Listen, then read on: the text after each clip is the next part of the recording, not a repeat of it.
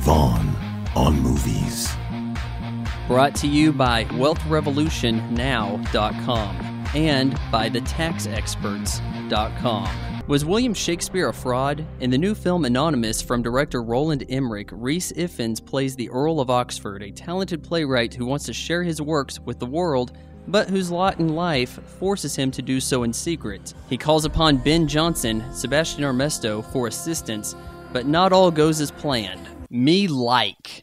The world's toughest movie critic.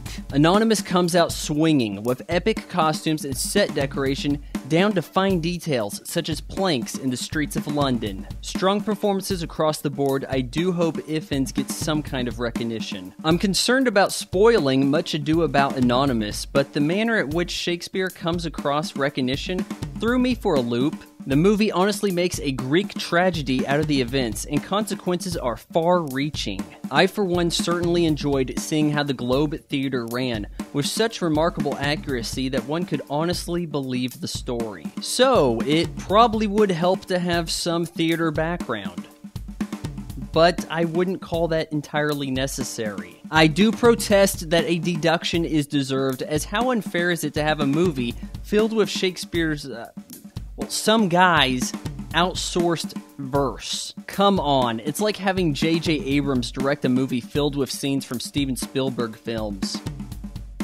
And in what I learned from Anonymous, fraud or not, Shakespeare invented crowd surfing. And before I give up my final score, I have to give a shout out to Tootie's Mama for answering this week's Pop Quiz Hotshot trivia question. If you want to win a shout out, follow me on Twitter at Vaughn on Movies. Then be the first to answer the trivia question, posted Monday, 6 p.m. Central Time. Anonymous packs scores of compelling drama, but the first hour is quite vexing in how the movie can't pick a timeline and go with it. But don't let that detract you from seeing an otherwise stellar movie. I give Anonymous 3.5 out of 4 stars. You know what? This movie even has the most ingenious closing credits I've ever seen.